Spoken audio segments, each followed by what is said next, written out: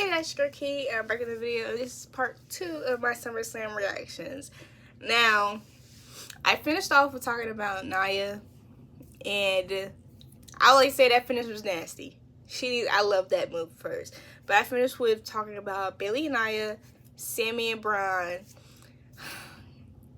Liv and Rhea, LA Knight, and Logan Paul. So now we're going to finish off right now. Now, first off, I am feeling bad for the other day, period. No, I'm feeling bad for the Terror Twins because they were the originals, but it was also like they always have, I feel like they've loved those people and they love them. And with Damian and Gunther, I told y'all, and I love to say I told you so.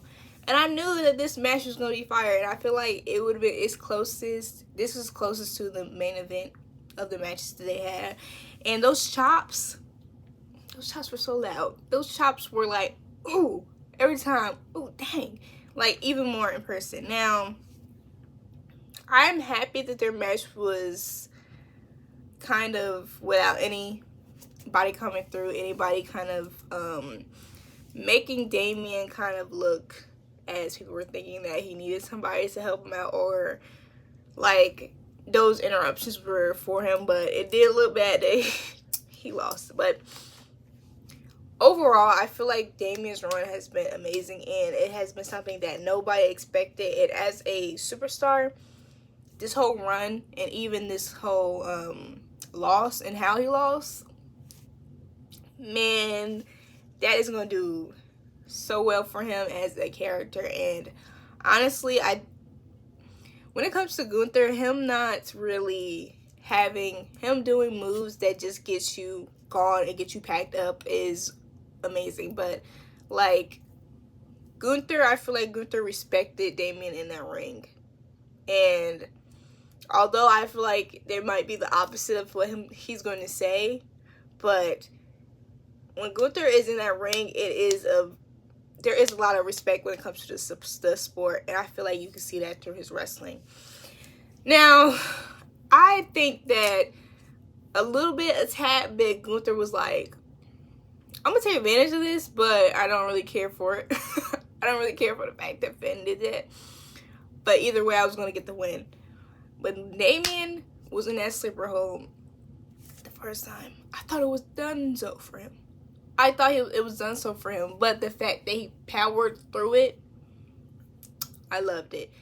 And it could be said, but not as much as the next match, that he could have gotten it if it was not for Finn. And Finn Balor coming out, and first off, Damian was he was going for war for Finn because he thought Gunther was gonna do him bad, like, and then he put the leg on the rope. Dang, that hurt me. I was like, dang. And I did not like the Judgment Day at first. And I'm gonna tell you, I told y'all when R-Truth started messing with them, I was like, dang, okay, all right, I like them. I like Rhea. I've already liked Rhea, but everybody else, I was like, iffy on. But now I like everybody. And I told y'all Finn was a snake. But I told y'all Finn was a snake. And I knew he was a snake. And I feel like when it comes to this whole betrayal thing, the one that was on it in the beginning probably was Finn. I do not think Damian, I don't think Dom was on it at first. I feel like it happened gradually, and it probably happened at the end. But Finn, he was the one. Now, you could say that, I feel like you could say that this was deserved on Damian's part. And I think it kind of is. But at the same time, it's like they were kind of getting better. Things were getting better, okay? But like, Finn didn't have to do that to him. Finn did not have to do that to him. He apologized, and he said, begging him, like, if you need me in the ring, I got you. I got you. But then he do that.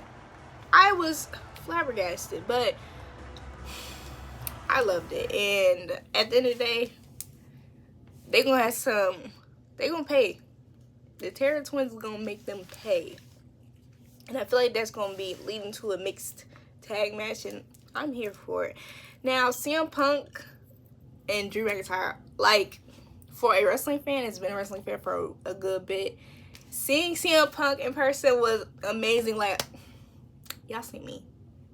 I was singing and everything. I was like, this was amazing. And I expected Seth to be kind of wishy-washy a bit, but he wasn't. And I think he said that he was on the law, but I'm gonna do this kind of the right way. And I like that, but I feel as though with the ending and CM Punk put him in to go to sleep, I feel like the main thing here is Seth and Punk. Now, with Drew McIntyre, I feel like Drew McIntyre was kind of overpowering CM Punk for the majority of it. But at the same time, CM Punk would have won that if not for his anger. And in that moment, I feel as though their characters kind of made a switch. It kind of was like, now CM Punk was the one that had anger that he couldn't really control.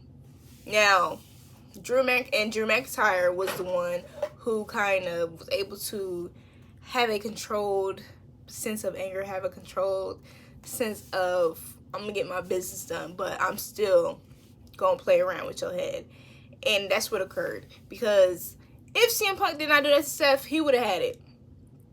He would have had it, and I'm glad that they did not make it as a, they didn't make any of the talent look bad in that situation. And when we're doing a match that's very anticipated, a match that people have been wanting, and even the talent has been wanting, you need to do it right. And I was saying that I didn't want Drew to win, but I kind of knew he was going to win during it. I was like, okay, Drew's going to win this. Now, Punk said it was over. It's over at SummerSlam. And I'm like, boy, this is going to be a parter. You, 3-parter maybe, multiple part. You were not done. You're not done here. You're still going to be going with Drew, especially because you took your bracelet. And that whole bracelet, that needs to be like in the archive room when they're done. And the person that made the bracelet need to get a little cut, because the way that bracelet has been everywhere is crazy. Now, Solo versus Cody Rhodes. Now, Cody Rhodes and Solo did a great match, and I feel like y'all was thinking that Solo was going to be trash, and I knew he was not going to be trash. I knew it.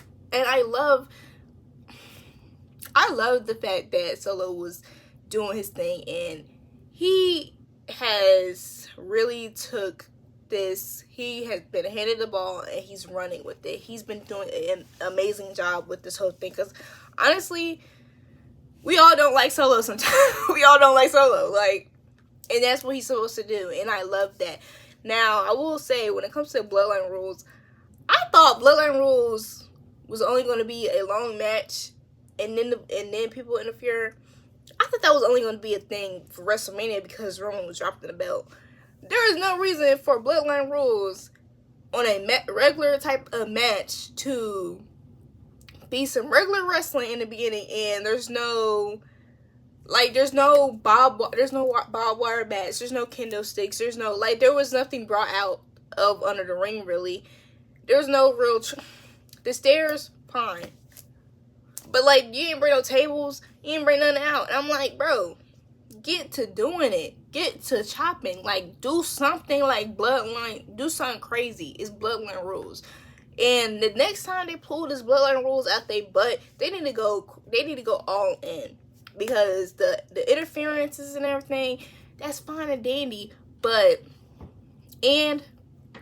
like, Bloodline Rules, make it so only Bloodline members can interfere. Now, it was very cool to see Randy Orton and his theme. I loved, of course, I'm seeing that too. Randy Orton and KO coming out. At first, I was scared. I was like, okay, is Roman not coming out? Did I hype it up too bad and he's not coming out? But then there were people saying yeet, yeet, yeet, and I'm like, Jay wants to be as far away as from his family as possible. He do not want to get into this business yet, and they're not going to make him get into this yet. He's going to get in there they're gonna take their time with this whole bloodline story, which I hope they don't do too bad with it. But at the same time, this is Paul Heyman and Roman Reigns in this story. They're kind of creating this story, so I feel like they're not going to do that to us. But don't play with me. Please do not play with me and make this whole year, basically the rest of the year, us playing around and Jay not in it. Like, bro, let's not play around. Now, you can make my steak, but don't burn it. I like my stuff medium. Okay? I like my stuff medium. Don't play. But Roman Reigns came out and the crowd went insane. And I feel like this is one of the moments where wrestling is the funnest thing ever. And when Roman came out and he did his thing, there was no thought in my mind that he was there for Cody. So I need everybody to remember, he did not do that for Cody. This was not for Cody. Not for Cody. Cody was a bystander. He was not there. This was not Cody's night. And it's crazy because Cody's song is going off, all that stuff is going on, and the last thing you're thinking about is Cody Rhodes. So this was not about that. That was about Roman Reigns and Solo. Now, Jacob, with that whole thing with Jacob and his injury, I don't think he's really he might be banged up a little bit, but I think it was kind of in the plans for him to do that, because you do not want Jacob and Roman Reigns to have their interaction and stuff like that early. You just don't. And it seemed like there was one mission and there was one thought in mind for that whole return, and that was to get Solo, because he was talking all that wreck, talking all that crazy stuff, and he needed to pay the piper.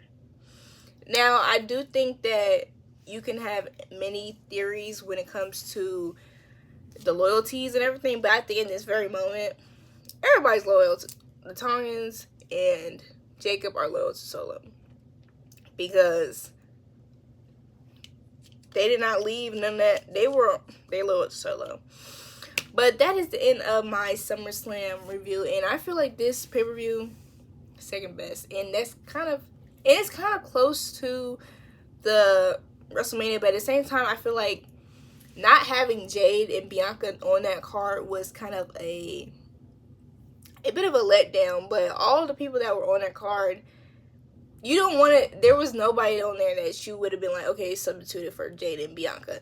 And I feel like that's the only reason why they weren't on the card, and they didn't want to make it too long, because if they added another match, it would have been too long. Way too long. But it could have been a pre-show match. And I feel like, let's utilize some of that pre-show for a match if you can do it. Because it was just I want to see Bianca. So I only want to see Bianca, okay? I want to see the possibility of the big three coming out. Y'all know that. But thank you for watching my video. Please like, comment, share, and subscribe. Bye.